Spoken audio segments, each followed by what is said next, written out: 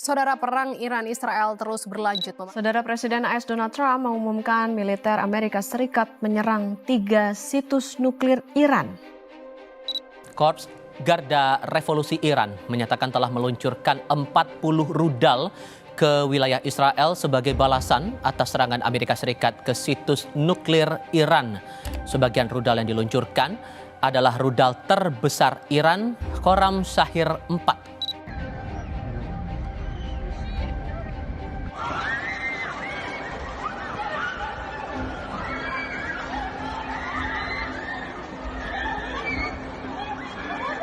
Dunia lagi deket banget sama perang dunia ketiga. Dan semuanya dimulai dari sini. Iran versus Israel.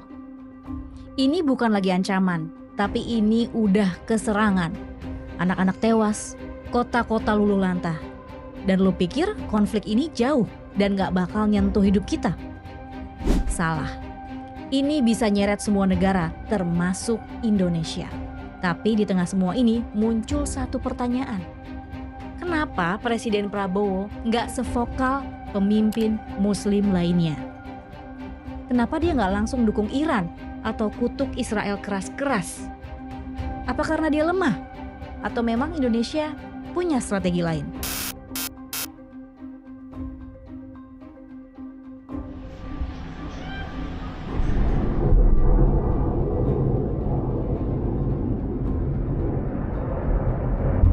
Sebelum bahas kenapa Prabowo nggak keras kayak pemimpin muslim lainnya, gue bahas dikit soal apa yang terjadi. Banyak dari kita simpati ke Iran. Ada yang bilang, biarin aja, biar Israel dikasih pelajaran. Karena apa yang mereka lakukan di Gaza nggak bisa dimaafkan. Tapi satu hal penting, ini bukan soal balas dendam. Ini soal titik balik. Kalau perang ini terus kejadian, terus berjalan dan bisa merembet, bisa jadi api yang ngebakar semuanya. Konflik lokal bisa jadi pemicu kiamat global.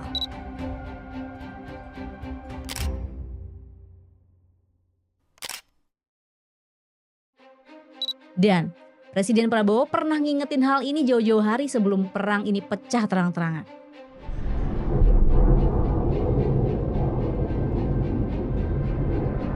Semua bermula dari serangan mendadak Israel ke Teheran. Awal serangan 60 orang tewas termasuk 20 anak-anak. Dan targetnya spesifik banget. Ke depo gas utama, kilang minyak di Teheran, fasilitas nuklirnya, dan basis militer dan markas Korps Garda Revolusi Islam Iran. Katanya ada 224 orang tewas termasuk pejabat pentingnya. Kepala Staf Angkatan Bersenjata Iran Jenderal Mohammad Bagheri dan Panglima IRGC Jenderal Hussein Salami. Dan juga beberapa ilmuwan nuklir ternamanya Iran. Bahkan 1.200 orang lainnya itu terluka. Tapi laporan Human Rights Groups bahkan lebih banyak lagi nih korbannya. Katanya mencapai 585 orang. Nah, gara-gara serangannya Israel, Iran langsung bales. Luncurin rudal hypersonic Fatah 1 ke jantung kota mereka, ke Tel Aviv, Yerusalem dan juga Haifa. Dan di saat Iran ngibarin bendera merah, tanda balas dendam belum selesai, dunia mulai gemetar.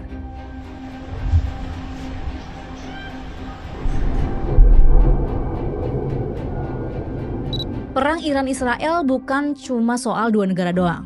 Kalau satu negara superpower ikutan, yang pasti semuanya bakal ikut ke bawah. Yang pertama, Amerika Serikat. Amerika ini sekutu utama Israel. Donald Trump ancam Iran buat nyerah dan targetin pemimpin tertinggi Iran Ayatollah Ali Khamenei. Yang kedua, Rusia. Deket sama Iran lewat kerjasama ekonomi. Dia nggak dukung perang, tapi terang-terangan sebut serangan Israel itu penghinaan terhadap aturan global. Dan Rusia kita tahu anti hegemoni Barat.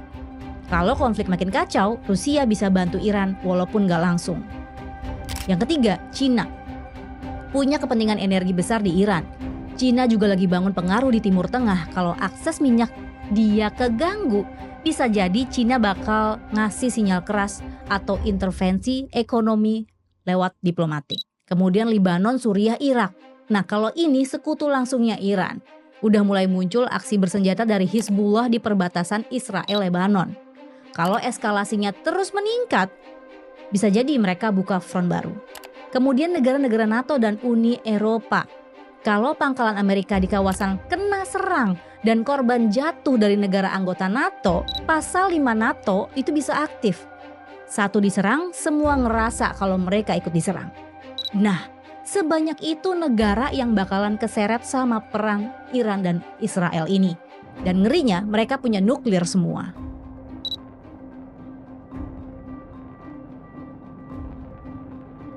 Jadi di mana posisi Indonesia? Pemimpin-pemimpin Islam tegas mengutuk agresi Israel ke Iran dan mendukung serangan balasannya Iran. Tapi banyak ini yang mempertanyakan, kok Prabowo nggak vokal kayak pemimpin-pemimpin lainnya ya? Padahal Prabowo tegas banget kalau pidato buat bela Palestina. Pas konflik ini Prabowo malah lebih banyak ngomongin soal perdamaian. Lemah, loyo, atau malah nggak peduli? Di tengah situasi global yang penuh ketidakpastian, ya. Perang, persaingan, hegemoni yang sangat berbahaya, yang bisa memicu perang dunia ketiga. Ini tidak main-main, benar-benar. Saya pelajari tiap malam, saya lihat, this is very dangerous time. Very dangerous time. Amerika siap mau nyerang Iran, Rusia mengatakan jangan nyerang Iran. Kalau nyerang Iran berhadapan dengan saya, Rusia. What does it mean? Masalah Iran nanti perang dunia ketiga. Kalau menurut gue nggak sesederhana itu. Kalau semua orang nyiram bensin, terus siapa yang bakal padamin apinya? Makanya menurut gue posisi Indonesia lebih mendorong ke perdamaian. Bukan karena lemah, tapi karena tahu yang kuat itu bukan yang bisa teriak paling kenceng, tapi yang bisa jaga perang dunia ketiga ini nggak pecah. Prabowo juga nggak mau terjebak di blok barat versus blok timur, karena Indonesia ini negara non-blok dan tetap netral, tapi bukan berarti diam. As I said, we respect all the great powers, we respect our neighbors. And we really believe that the only way for prosperity is collaboration, cooperation, and peaceful coexistence. So, no, I'm convinced that we have to maintain this path of non-alignment. Menurut gue, diplomasi, dialog, dan upaya damai itulah senjatanya Indonesia.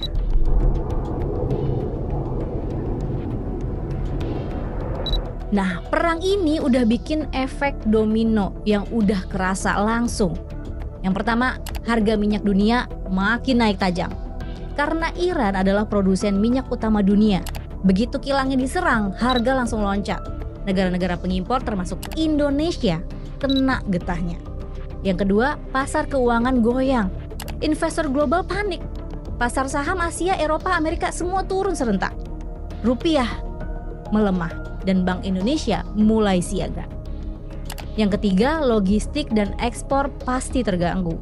Kapal-kapal kargo mulai ngindar dari jalur Laut Merah dan juga Teluk Persia. Biaya kirim barang naik, dampaknya ke harga pangan dan pokok yang bakalan jadi mahal. Yang keempat, sentimen global makin terbelah. Opini publik pasti pecah. Ada yang dukung Iran karena solidaritas Palestina, tapi ada juga yang dukung Israel karena aliansi Barat. Dan polarisasi ini juga masuk ke media sosial Indonesia juga. Ini tidak main-main, benar-benar. Saya pelajari tiap malam, saya lihat, this is very dangerous time. Very dangerous time.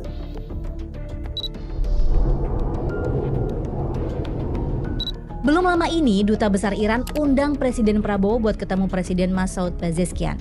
Karena Prabowo dinilai aktif berdiplomasi ke luar negeri dan melakukan pertemuan bilateral. Bahkan juga mention nih soal diplomasinya Prabowo ke Donald Trump dan juga Vladimir Putin. Artinya, meski Prabowo nggak keras di depan kamera, bukan berarti dia pasif atau takut. Karena menurut gue Prabowo mainnya strategi, lewat diplomasi dan juga pertemuan bilateral. Karena Indonesia bangun jembatan ke semua kubu besar dunia. Ketemu Xi Jinping, Trump, Putin, Dan menurut gue, dikala semua panas harus ada yang bisa ngademin, gak ngebiarinin dunia terbakar. Indonesia, negara dengan populasi muslim terbesar dan juga mitra strategis banyak negara dan bisa jadi jembatan perdamaian. Nah, kalau di forum internasional, Indonesia juga aktif nih mendorong penghentian agresi, akses kemanusiaan ke Gaza, negosiasi damai tanpa intervensi asing. Karena bagi Indonesia, perang ini bukan soal siapa yang paling kuat, tapi soal berapa banyak nyawa yang bisa diselamatkan. Dunia lagi di ujung tanduk.